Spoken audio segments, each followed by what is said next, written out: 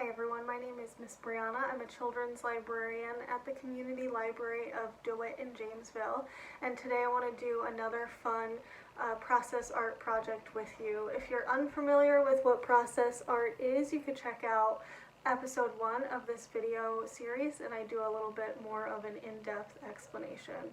So for today we're going to be doing some salt painting, and all you need is some sturdy paper, watercolor paint, and salt. You can use coarse salt or fine salt, it doesn't really matter.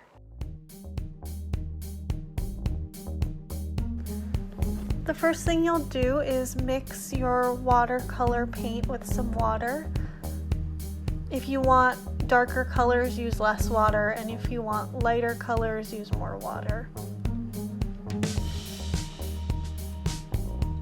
I find that a regular paintbrush works best for this type of project, but I'm working with what I have, so I'm using foam brushes. It doesn't really matter as long as you can get the paint onto the paper.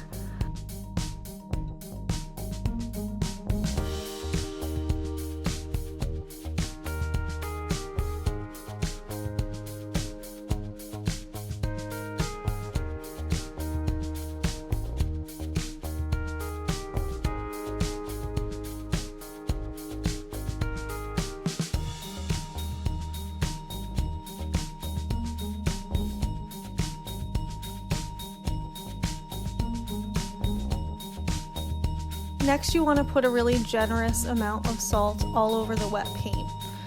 You won't see the results immediately. You'll have to wait until the painting is fully dry until you can see the effect that it creates.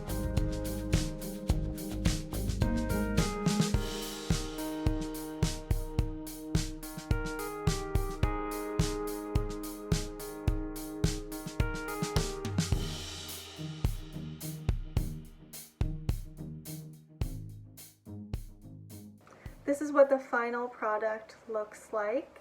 It completely dried, and so I wiped off all of the salt. You can see here, you see where the spots where the salt was, and it created this really cool spider web effect all over the painting. And I'm very happy with how it turned out.